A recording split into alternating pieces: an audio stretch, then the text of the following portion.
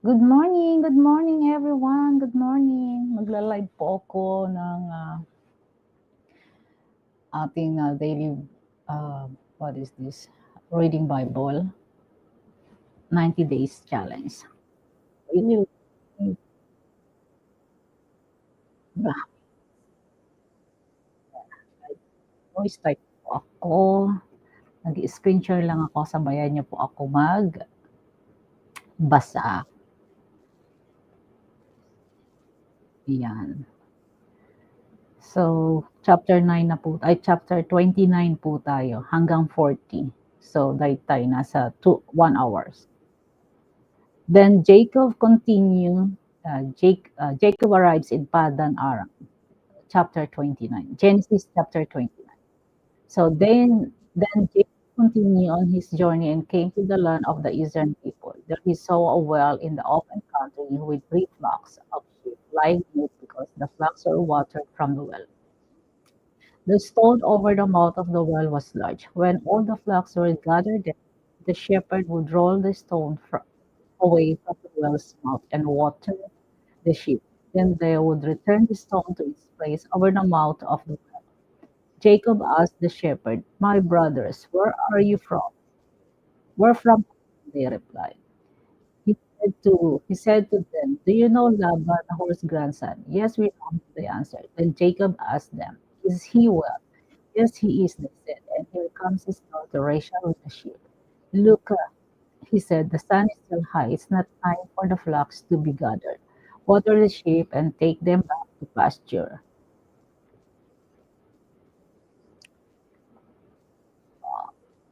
"We can't, we can't," they replied, "until all the flocks are gathered and the stone has been rolled away from the mouth of the well. Then we will water the sheep." While he was still talking with them, Rachel came up with her father's sheep, for she was shepherd. When Jacob saw Rachel, daughter of his uncle Laban, and Laban's sheep, he went over and rolled the stone away from the mouth of the well and watered his uncle's sheep. Then Jacob kissed Rachel and began to weep aloud. He had told Rachel that he was a relative of her father and a son of Rebekah. So she ran and told her father. 13. As soon as Laban heard the news about Jacob, his sister's son, he hurried to meet him. He embraced him and kissed him and brought him to his home. And there Jacob told him all these things. Then Laban said to him, "You are my own flesh and blood." Jacob marries Leah and Rachel. After Jacob had stayed with him for a whole month, Laban said to him, "Just because you are a relative of mine, should you work for me for nothing? Tell me what the wages should be." Now Laban had two daughters. The name of the older was Leah, and the name of the younger was Rachel. Leah had weak eyes, but Rachel had a lovely figure and was beautiful. Jacob was in love with Rachel and said, "I'll work for you 7 years in return for your younger daughter Rachel." Laban said, "It's better that I give her to you than to some other man. Stay here with me." So Jacob served 7 years to get Rachel, but they seemed like only a few days to him because of his love for her. Then Jacob said to Laban, "Give me my wife. My time is completed, and I want to make love to her." So Laban brought together all the people of the place and gave a feast. But when evening came, he took his daughter Leah and brought her to Jacob, and Jacob made love to her. And Laban gave his servant Zilpah to his daughter as her attendant. When morning came, there was Leah. So Jacob said to Laban, "What is this you have done to me? I served you for Rachel, didn't I? Why have you deceived me?" Laban replied, "It's not our custom here to give the younger daughter in marriage before the older one. Finish this daughter's bridal week, then we give you the younger one also in return for another 7 years of work." And Jacob did so. He finished the week with Leah, and then Laban gave him his daughter Rachel to be his wife. Laban gave his servant Bilhan to his daughter Rachel as her attendant. Jacob made love to Rachel also, and his love for Rachel was greater than his love for Leah. He worked for Laban another 7 years. Jacob's children. When the Lord saw that Leah was not loved, he enabled her to conceive, but Rachel remained childless. Leah became pregnant and gave birth to a son. She named him Reuben, for she said, "It is because the Lord has seen my misery. Surely my husband will love me now." She conceived again, and when to a son, she said, "Because the Lord heard that I am not loved, he gave me his son too." So she named him Simeon. Again, she conceived. She gave birth to a son. She said, "Now at last my husband will become attached to me, because I have borne him three sons." He was named Levi. She conceived again, and when she gave birth to a son, she said, "This time I will praise the Lord." So she named him Judah. Then she stopped having children. Genesis 30.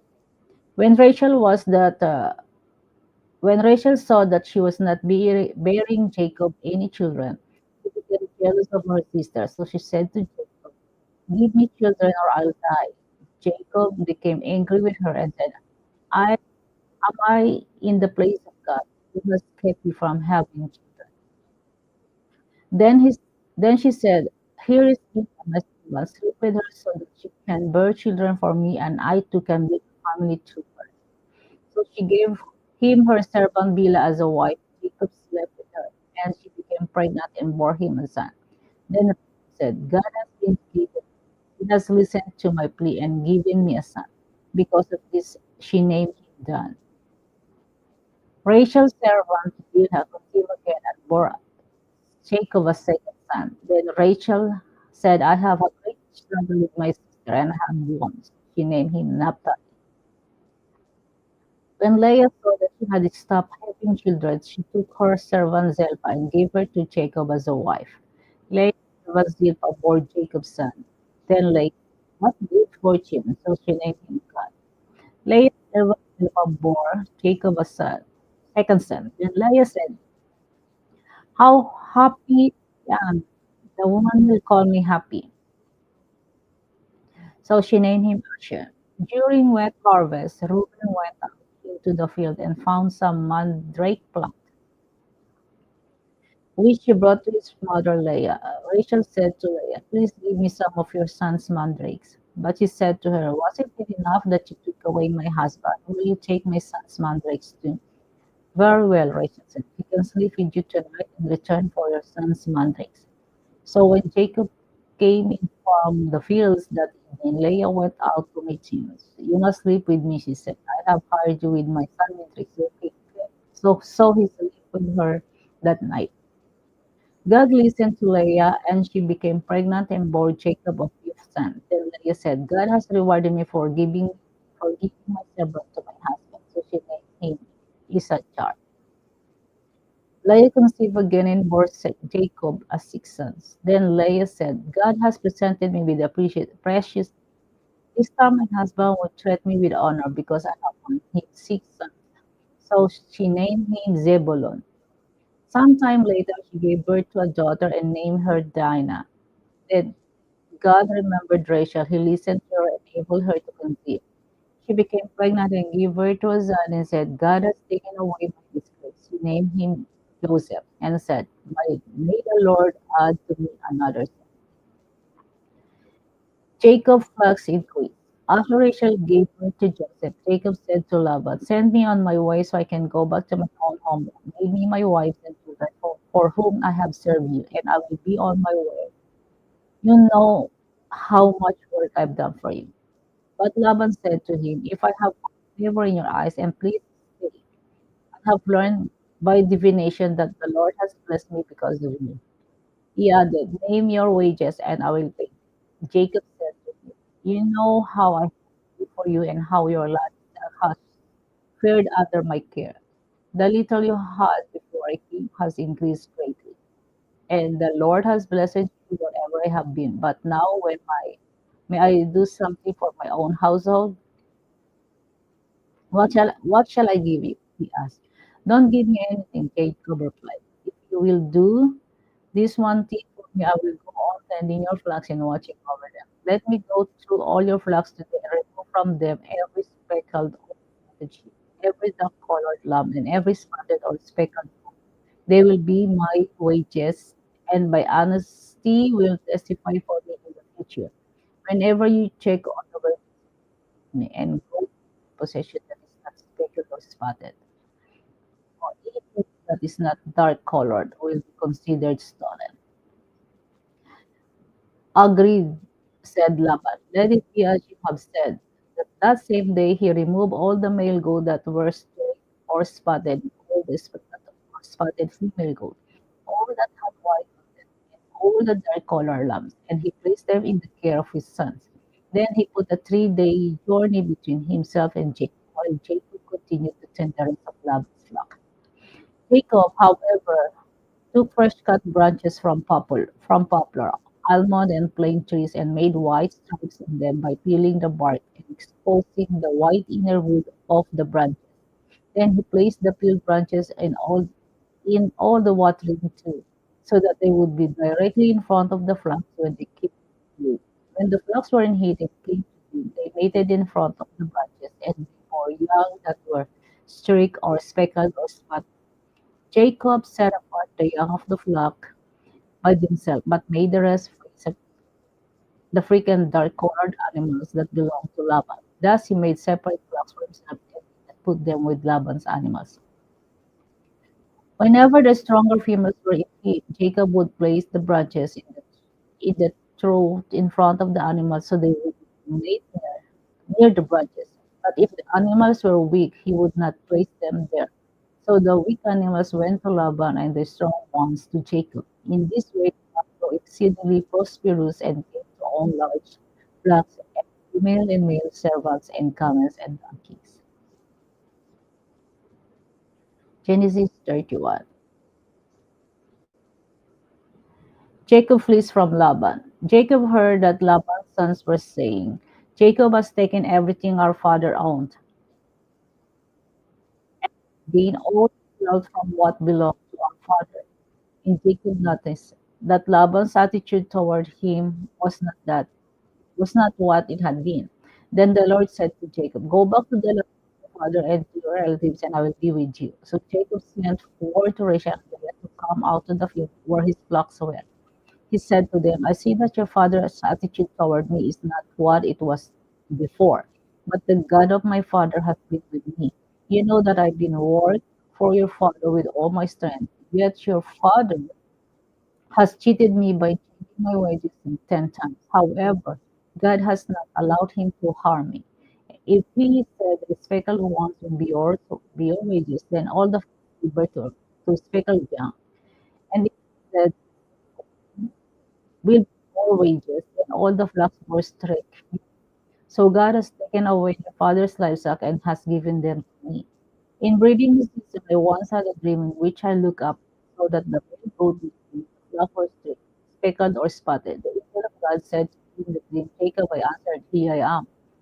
And he said, Look up and see that all the mate goats mating with the flock are straight, speckled or spotted, for I have seen all that Laban has been doing to you.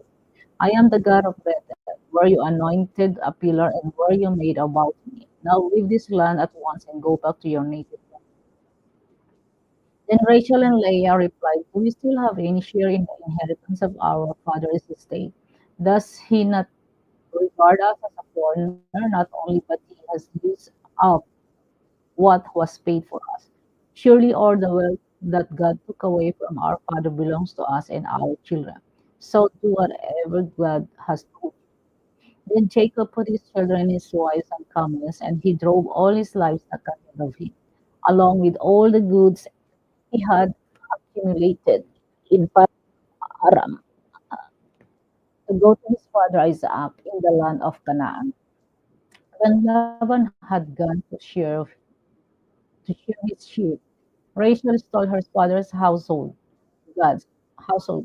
Moreover, Jacob deceived Laban the Aramean by not telling him he was running away. So he fled with all he had, crossed the, crossed the Euphrates River, and headed for the hill country of Gilead. Laban pursued Jacob. On the third day, Laban was told that he had fled, taking his relatives with him. He pursued Jacob for 7 days and caught up with him in the hill country of Gilead. Then God came to Laban, the Aramean, dream at night, and he said to him, "Be careful not to say anything to Jacob, either go good or bad." Jacob had pitched his tent in the hill country of Gilead. Laban overtook him, and Laban and his relatives camped with camped there too. Then Laban said to Jacob, "What have you done? You deceived me, and you carried off my daughters like captives in war. Why did you run off secretly and deceive me? Why didn't you tell me so I could send you away with joy and singing to the music of timbrels and harps? You didn't even let kiss my grandchildren and my daughters goodbye. You have done a foolish thing. I have the power to harm you, but last night the God of your father said, be careful not to say anything to Jacob, either good or bad. Now you have gone off because you love your father's household. But why did you steal my God?" Jacob answered Laban, "I was afraid because I thought you would take your daughters away from me by force. But if you find anyone who has your God, then he shall not live. In the presence of our relatives, see for yourself whether there is anything of yours here with me, and if so, now Jacob did not know that Rachel had stolen the gods.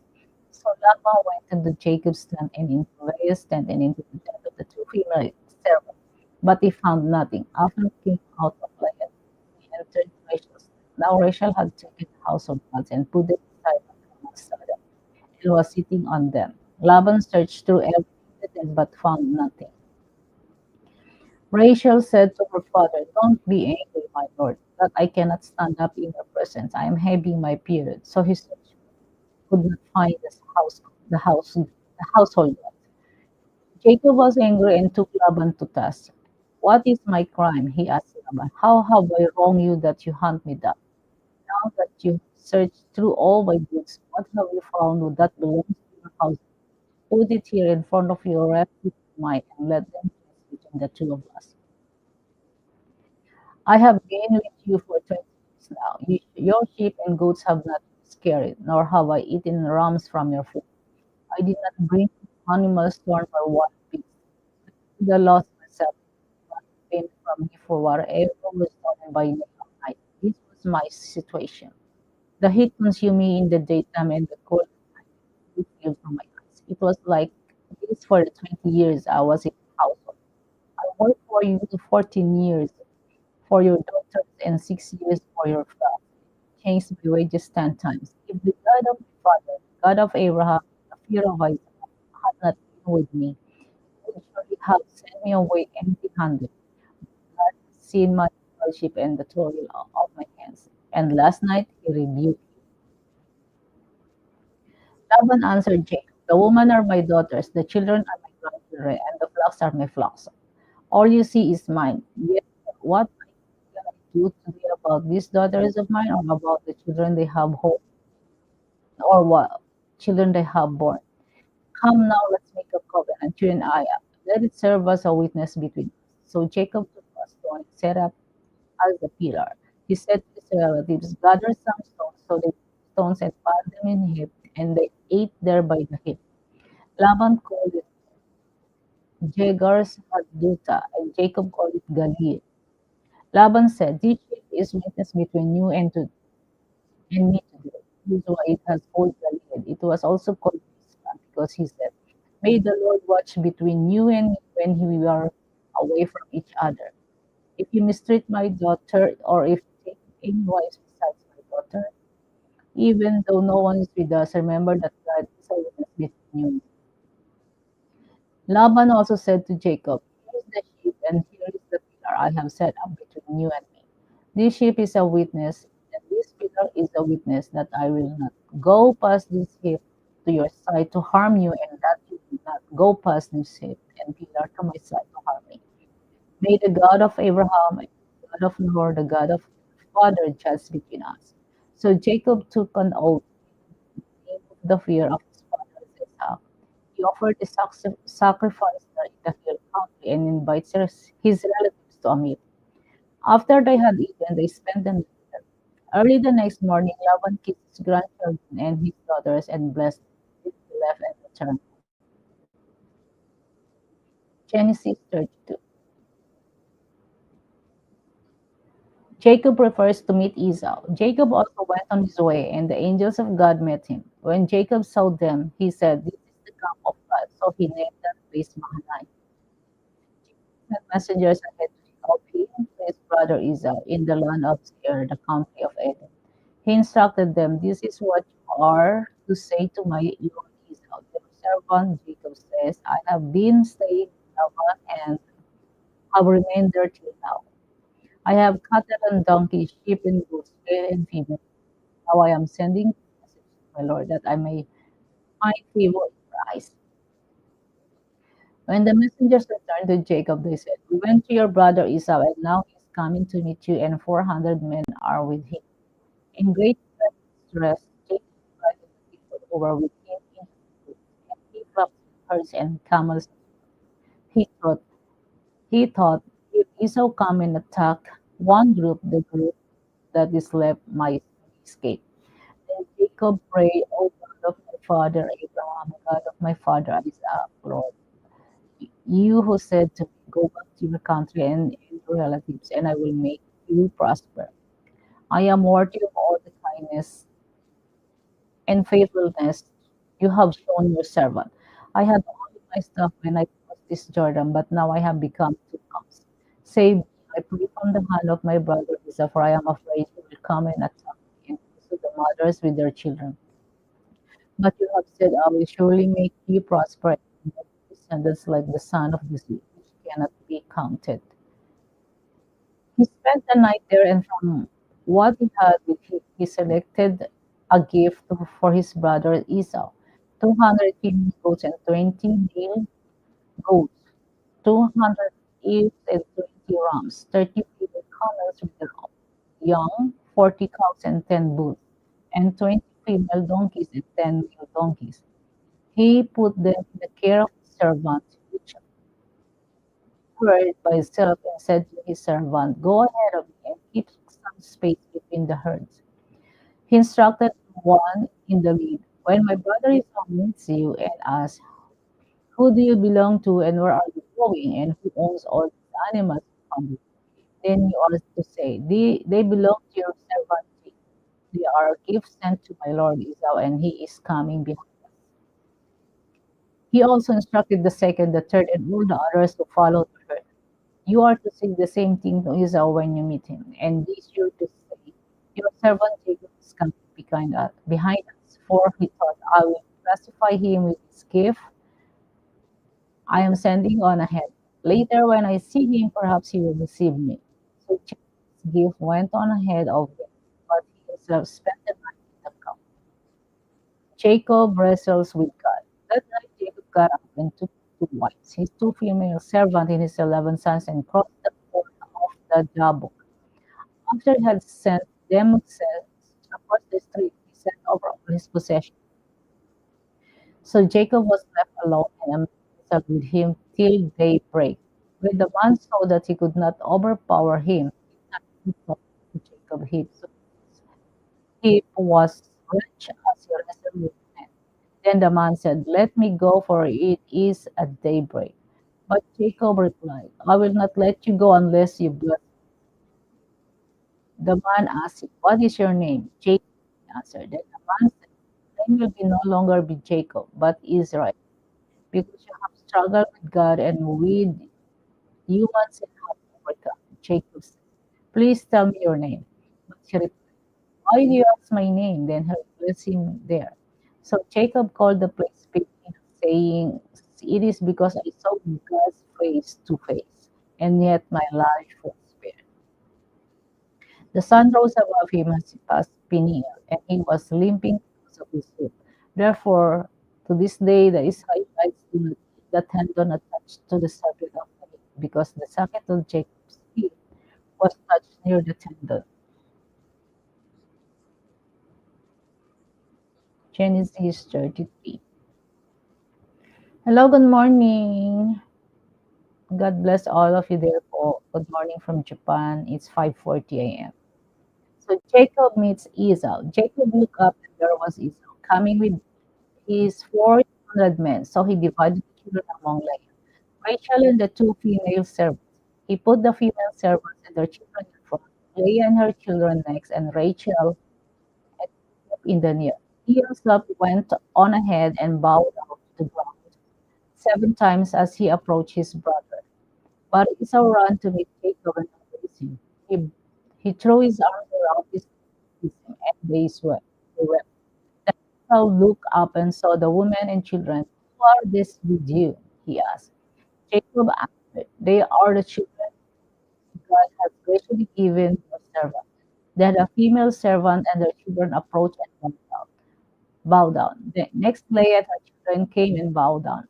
Last came Joseph and Rachel and they too bowed down.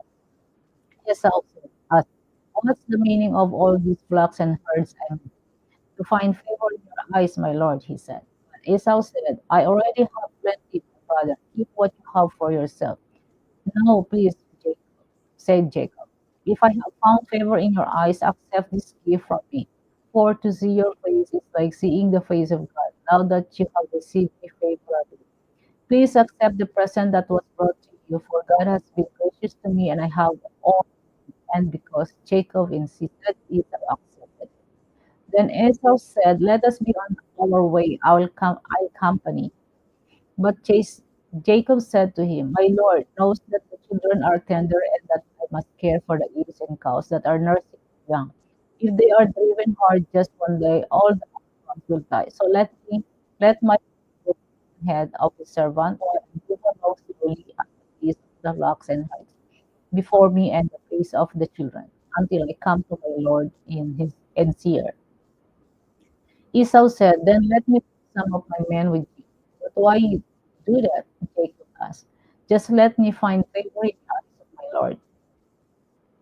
So that day Esau started on his way back to Seir. Jacob, however, went to Succoth, where he built a place for himself and made shelters for his livestock. That is why the place is called Succoth. After Jacob came from Padam Aram, he arrived safely at the city of Shechem in Canaan and camped within the site. For 100 pieces of silver he bought from the son of Hamor, the father of Shechem, the plot of ground where he pitched his tent. There he set up an altar and called it Elohe Israel. Genesis 34 hanggang Genesis 44 tayo.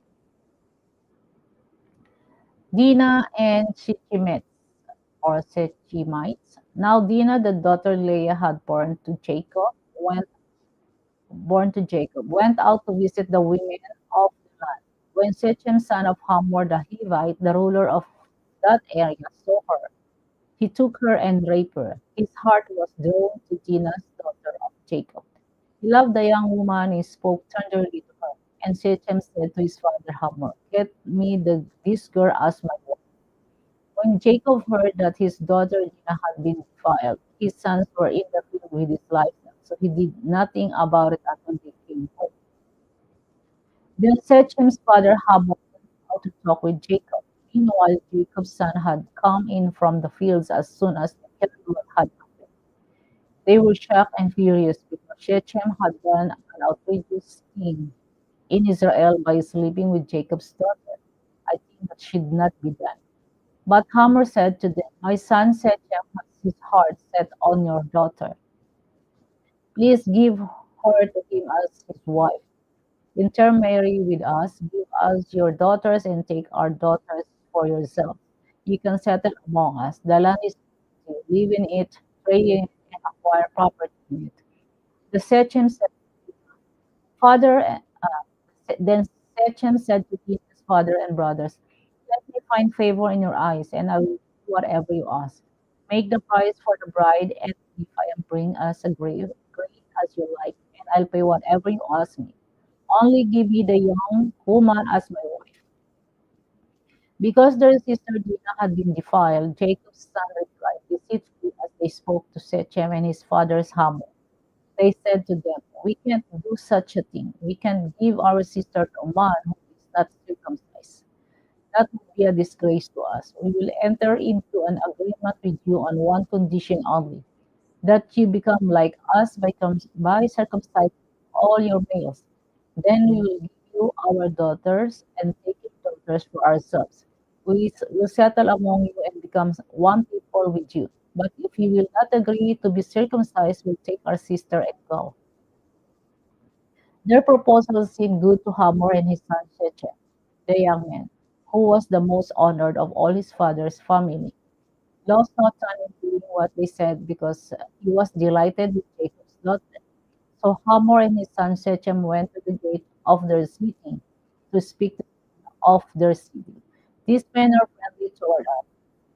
Let them live in our land and trade in it. The land has plenty of room for them to marry their daughters and they can marry ours. But the men we are going to live with us as one people only on the condition that our children be circumcised as they themselves are. Won't their livestock, their property, and all their other animals become ours? So let us agree to their terms and they will settle up. All the men who went out of the city gate with Hamor and his son Shechem, and every male in the city was circumcised. 3 days later, while all of them were still in pain, two of Jacob's sons, Simeon and Levi, Dinah's brother, took their sword and attacked the unsuspecting city, killing every male. They put Hamor and his son Shechem to the sword and took Dinah from Shechem's house and left. The sons of Jacob came upon the dead bodies and looted the city where their sisters had been defiled. They seized their flocks and donkeys and everything else in the city and up the fields. They took all their wealth and all of their women and children, taking as plunder everything in the houses. Then Jacob said to Simeon and Levi, "You have brought trouble on me by making me obnoxious to the Canaanites and the Philistines. The people living in this land, few in number, and if we join forces against me and attack me, I and my household will be destroyed." But they replied, "Should we have treated our sister like a prostitute?" Genesis 35. Wait, what happened?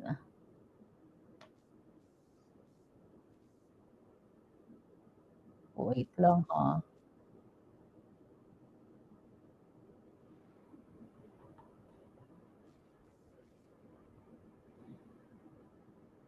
35. Jacob returns to Bethel.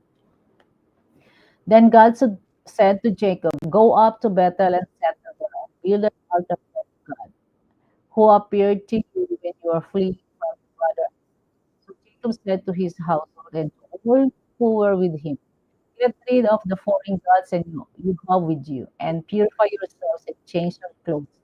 Then come, let us go up to Bethel, where I will build an altar to God, who answered me in the day of my distress and who has been with me wherever I have gone."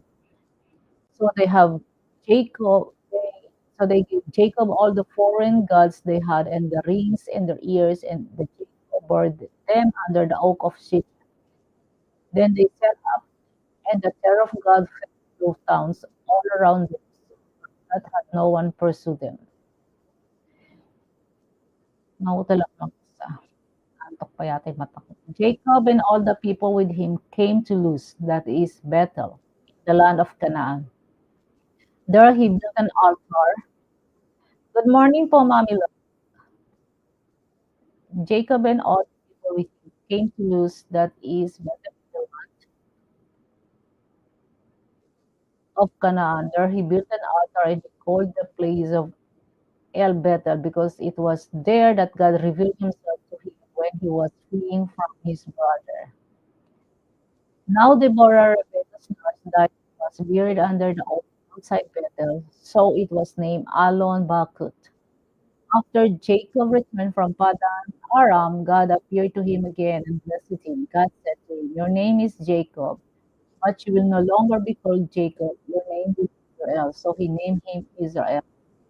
And God said to him, "I am God Almighty, be fruitful and increase in number. A nation and community of nations will come from you, and kings will be among your descendants. The land I gave to Abraham and Isaac, I also give to you." and I will give this land to your descendants after you. Then God went up from him at the place where he had talked with him. Jacob set up stone pillar at the place where God had talked with him. Good morning, Bob. Jacob set up a stone pillar at the place where God had talked with him, and he poured out the drink offering on it, and he also poured an oil on it. Jacob called the place where God had talked with him Bethel. Good morning to all. Mega love shout out po, Mommy Love. The death of Rachel and Isaac. Then they moved on from Bethel. While they were still from distance from Ephrath, Rachel began to give birth and had a great difficulty. And as she was having a great difficulty in childbirth, the midwife said to her, "Don't despair, for you have another son." As she breathed her last, for she was dying, she named her son Ben-Oni, but his father named him Benjamin. So Rachel died and was buried on the way to Ephrath, that is Bethlehem. Over her tomb, Jacob set up a pillar, and to this day that pillar marks Rachel's tomb.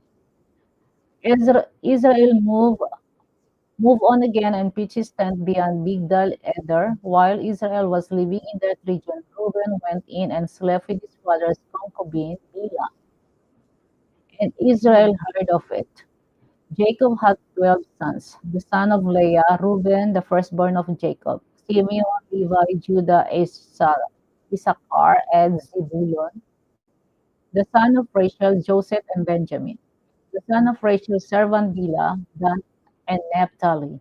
The son of Leah's servants Zilpah, Gad, and Asher. There were the sons of Jacob who were born to him in Padan Aram.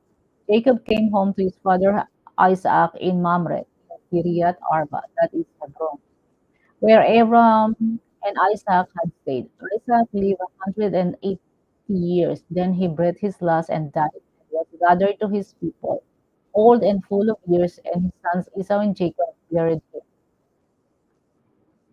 Genesis 36. Esau's descendants.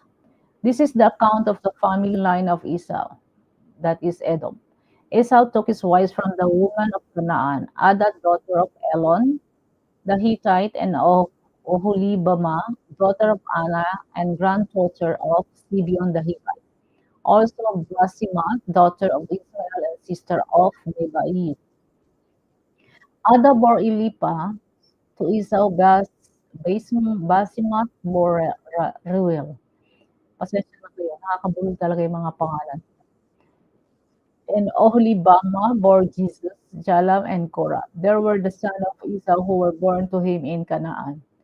Esau took his wives and sons and daughters and all the members of his household, as well as his livestock and all his other animals, and all the goods he had acquired in Canaan, and moved to a land some distance from his brother Jacob. Their possessions were too great for them to remain together. The land where they were staying could not support them both because of their livestock. So Esau settled in the hill country of Seir. This is the account of the family line of Esau, the father of Edomites in the hill country of Seir. These are the names of Esau's sons: Eliphaz, the son of Esau's wife Ada, and Ruel, the son of Esau's wife Basemath. The son of Eliphaz, Temam, Omar, Zephu, Gatam, and Kenas. Esau's sons Eliphaz also had a concubine named Timah, who bore him Amalek. These were grandsons of Esau's wife Ada. The son of Ruel, Nahat, Zerah, Zama, Miza. These were grandsons of Esau's wife Basma. The son of Esau's wife Oholibamah, daughter of Anna and granddaughter of Gideon, whom she bore to Esau, Jeus, Jalam, and Korah. These were the chiefs among Esau's descendants. The son of Eliphaz, the firstborn of Esau, chief Teman, Omar, Zephu, Canas, Korah, Gatam, and Amalek. These were the chief of descendants from Eliphaz in Edom. They were grandson of Ad. The son of Esau's son Ruel, chief Nahat, Zara, Shama, and Miza. These were the chief descendants From Ruel in Edom, they were grandson of Esau's wife Basimat. The son of Esau's wife, Oholibamah. Chief Jews, Shalom, Korah, they were the chief descendant from Esau's wife, Oholibamah, daughter of An. These were the son of Esau, and these were the chief. These were the son of Seir the Horite, who were living in the region. Lotan, Shobal, Sibion, and addition and Sardishan, the son of Sarazim. The sons of Lotan, Hori and Homa. Hima was Lotan's sister, the son of Shubal. Okay, mga names lang naman. Okay, naming the children of Anna. So, Pasko muna to. They were the Horchi. So, dito tayo. The rulers of Edom. These were the kings who reigned in Edom before any Israelite king reigned. Bela, son of Beor, became king of Edom. His city was in Hapa. When Bela died, Jobab, son of Sarah, succeeded him as king. When Hobab died, Husam from the land of Lebanon succeeded him as king. When Husam died, Hadon. Okay, this is the line of the king. Line. So, fast forward tayo kasi his names. So 37, Joseph dream. Jacob lived in the land where his father had stayed, the land of Canaan. This is the account of Jacob's family. While Joseph, a young man of 17, was tending the flock with his brothers, the son of Bilhah and the son of Zilpah, his father's wives, and he brought their father a bad report about them. Now Israel loved Joseph more than any of his other sons because he had been born to him in his old age, and he made an ornate robe for him. When his brothers saw their father love him more than any of them, they hated him and could not speak a kind word to him. Joseph had a dream, and when he told it to his brothers, they hated him all the more. He said to them, listen to this dream I had. We were binding sheaves of grain out in the field when suddenly my sheaf rose and stood upright, while your sheaves gathered around mine and bowed down to it. His brothers said to him, you intend to reign over us. Will you actually rule us? And they hated him all the more because of his dream and what he had said. Then he had another dream, and he told to his brothers, listen, he said, I had another dream, and this time the sun and the moon and the 11 stars were bowing down to me. When he told his father as well as his brothers, his father rebuked him and said, what is this dream you have? Will your mother and I and your brothers actually come and bow down to you? Bow down to the ground before you? His brothers were jealous of him, but his father kept the matter in mind.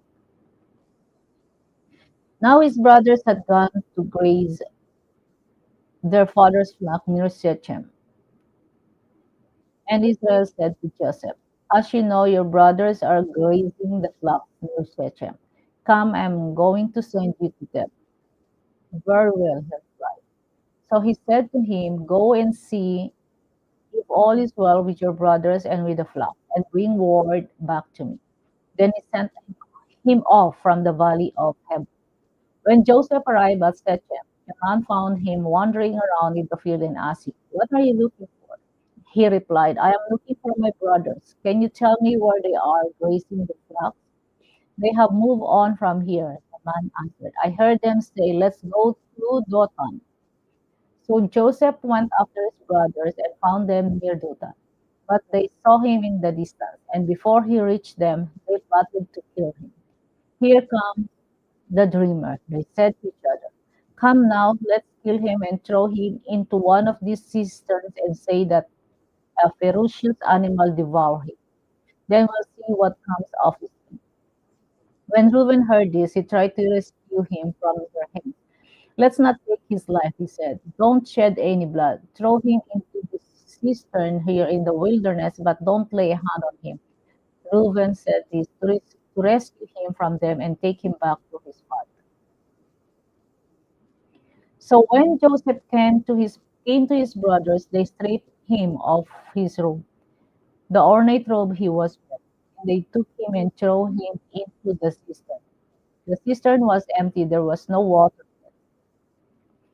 As they sat down to eat their meal, they looked up and saw a caravan of Ishmaelites coming from Gilead. Their camels were loaded with spices, come and near, and they were on their way to take them down to Egypt.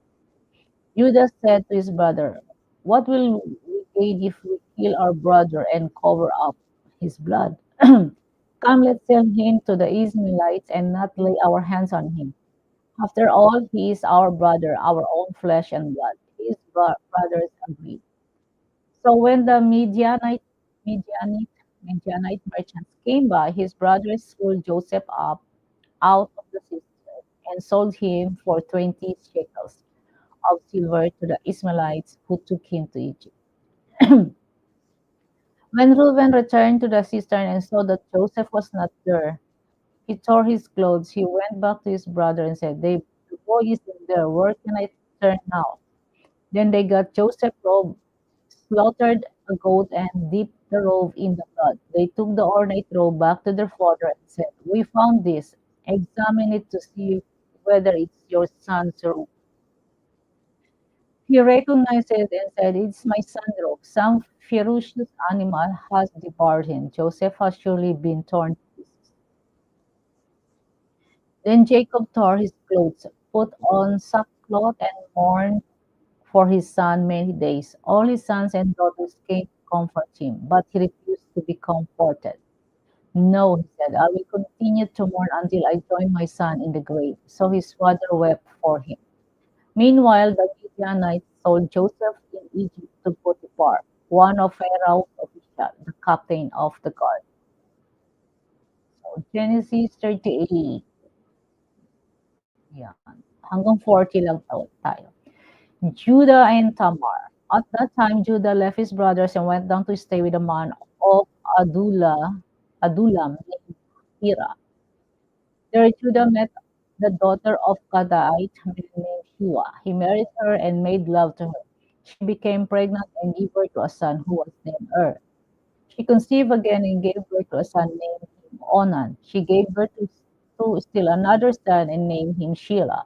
It was a present that she gave birth to him. Judah got a wife for his firstborn, and her name was Tamar. But Judah's firstborn was wicked in the Lord's sight, so the Lord put him to death. Then Judah said to Onan, Live with your brother's wife and fulfill your duty to her as a brother-in-law to raise up offspring for your brother. But Onan knew that the child would not be his, so whenever he slept with his brother's wife, he spilled his semen on the ground to keep from proving offspring for his brother. What he did was wicked in the Lord's sight, so the Lord put him to death also. Judah then said to his brother-in-law Tamar, Leave us a widow in your father's household until my son Shelah grows up, for he thought he may die too, just like his brother. So Tamar went to live in her father's household. After a long time, Judah's wife, the daughter of Shua, died. When Judah had recovered from his grief, he went up to Timnah to the men who were sharing his sheep, and his friend Hira the Adullamite went with him. When Tamar was told, Your father-in-law is on his way to Timnah to shear his sheep, she took off her widow's clothes, covered herself with a veil to disguise herself, and then sat down at the entrance to Enaim, which is on the road of Timnah, for she saw that though Shelah had now grown up, she had not been given to him as his wife. When Judah saw her, he thought she was a prostitute, for she had covered her face. Not realizing that she was his daughter-in-law, he went over to her by the roadside and said, Come on, come now, let me sleep with you. And what will you give me to sleep with you? She asked. I'll send you a young goat from my flock, he said. Will you give me something as a pledge until you send it? She asked. He said, What pledge should I give you? You seal it in its cord and the staff in your hand, she answered. So he gave them to her and slept with her, and she became pregnant by him. After she left, she took off her veil and put on her widow's clothes. Meanwhile, Judah sent the young goat by his friend Joab, the Adullamite, in order to get his pledge back from the woman. But he did not find her. He asked the woman who lived there, Where is the shrine prostitute who was brought beside the road of Enaim? There hasn't been any shrine prostitute here, they said. So he went back to Judah and said, I didn't find her. Besides, the men who live there said there hasn't been any shrine prostitute here. Then Judah said, let her keep what she has, or we will become a laughing stock. After all, I did send her this young girl, but we didn't find her. About 3 months later, Judah was told, your daughter-in-law Tamar is guilty of prostitution, and as a result, she is now pregnant. Judah said, bring her out and have her burned to death. As she was being brought out, sent a message to her father-in-law. I am pregnant by the man who owns this, he said, and she added, see if you recognize who steel and cord and stuff these are. Judah recognized them and said, she is more righteous than I, since I would give her to my son Shelah. And he did not sleep with her again. When the time came for her to give birth, there were twin boys in her womb. As she was giving birth, one of them put out his hand to the womb. The midwife took a scarlet thread and tied it to his wrist. And this one came out first, but when he threw back his hand, his brother came out, and she said, so this is how you have broken up. And he was named Perez. Then his brother, who had the scarlet thread on his wrist, came out, and he was named Zerah. Genesis 39, verse 2 hanggang 40. Joseph and Potiphar's wife. Now Joseph had been taken down to Egypt. Potiphar, an Egyptian who was one of Pharaoh's officials, the captain of the guard, brought him from the Ishmaelites who had taken him there. The Lord, the Lord was with Joseph so that he prospered and he lived in the house of his Egyptian master. When his master saw that the Lord was with him and the Lord gave him success in everything he did, Joseph found favor in his eyes and became his attendant. But Potiphar put him in charge of his household, and he entrusted to his care everything he owned. From the time he put him in charge of his household and all of that he owned, the Lord blessed the household of the Egyptian because of Joseph. The blessing of the Lord was on everything Potiphar had, both in the house and the field. So Potiphar left everything he had in Joseph's care. With Joseph in charge, he did not concern himself with anything except the food he ate. Now Joseph was well built and handsome, and after a while his master's wife took notice of Joseph and said, come to bed with me. But he refused. With me in charge, he told her, my master does not concern himself him and with anything in the house. Everything he has entrusted to my care.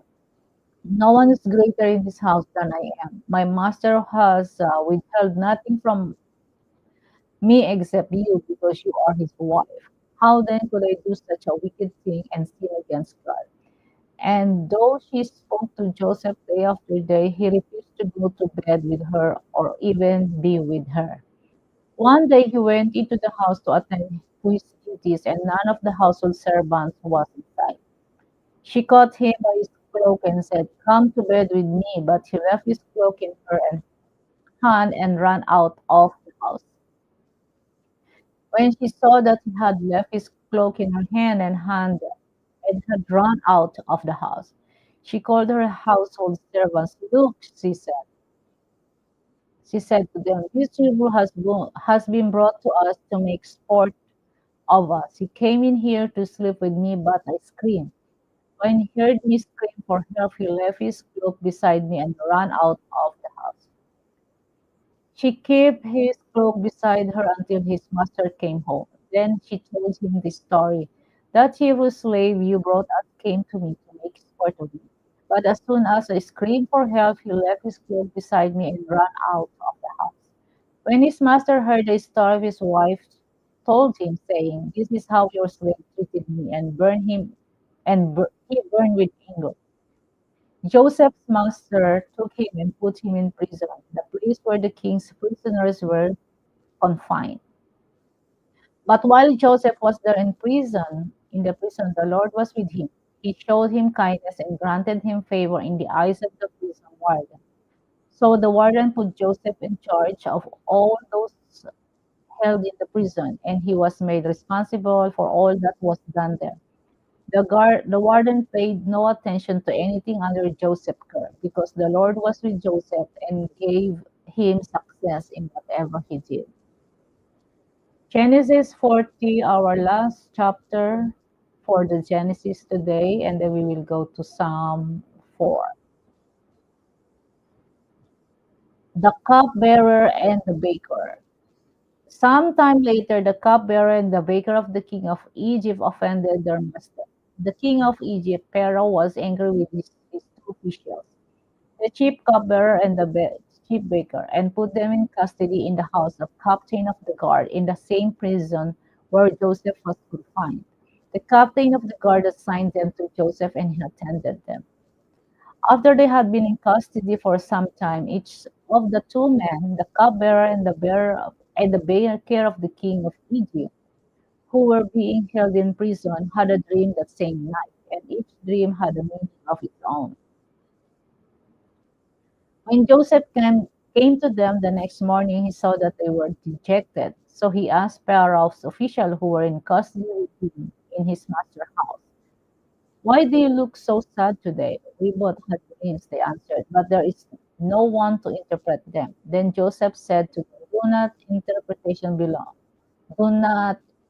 interpretations belong to God? Tell me your dreams." So the chief cupbearer told Joseph his dream. He said to him, "In my dream I saw a vine in front of me, and on the vine were the three branches. As soon as it budded, it blossomed, and its clusters ripened into grapes. Pharaoh's cup was in my hand, and I took the grapes, squeezed them into Pharaoh's cup, and put the cup in his hand. This is what it means," Joseph said to him. "The three branches are 3 days. Within 3 days, Pharaoh will lift you up your head and restore you to your position, and you will put Pharaoh's cup in his hand, just as you used to do when you were a cupbearer. But when it all goes well with you, remember me and show me kindness. Mention me to Pharaoh and get me out of this prison. I was forcibly carried off from the land of the Hebrews, and even here I have done nothing to deserve being put in dungeon." When the chief baker saw that Joseph had given a favorable interpretation, he said to Joseph, "I too had a dream. On my head were three baskets of bread. In each basket were all kinds of baked goods for Pharaoh, but the birds were eating them out of the basket on my head. This is what it means," Joseph said. "The three baskets are 3 days. Within 3 days, Pharaoh will lift off your head and impale your body on a pole, and the bird will eat away your flesh." Now the third day was Pharaoh's birthday, and he gave a feast for all his officials. He lifted up the heads of the chief cupbearer and the chief baker in the presence of his officials. He restored the chief cupbearer to his position, so that he once again put the cup into Pharaoh's hand. But he impaled the chief baker, just as Joseph had said to them in his interpretation. The chief cupbearer, however, did not remember Joseph. He forgot him. Okay, that's for today of Genesis, and then we go to Psalm 4.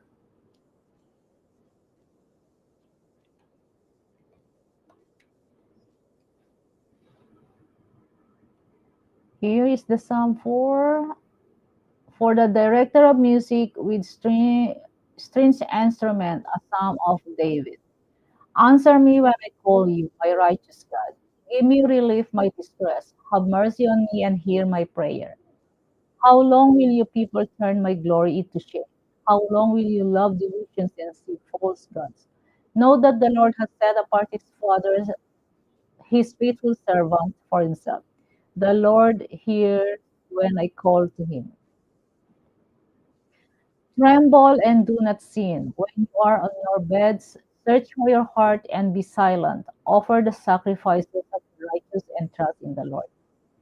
Many, Lord, are asking, who will bring us prosperity? Let the light of your face shine on us. Fill my heart with joy when their grain and new wine abound. In peace I will lie down and sleep, for you alone, Lord, make me dwell in safety. Okay, what's happening to my camera?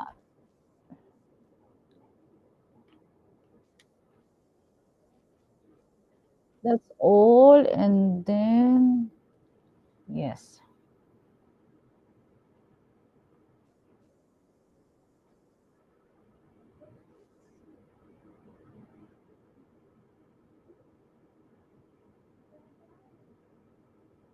yes. Thank you po. Yeah, 1 hour talaga. Thank you so much, Ma'am Love, for staying. The Love Channel sa iyo, Love Channel. Madaling araw dito. Maaga ako kasi. Hindi ako nakapag-record kahapon kaya nag-live na lang ako talaga nag-live. Nagtotoong live. Thank you so much po at nilakad kami ng aking apo at anak. Thank you so much for watching or for listening. Bye. God bless you.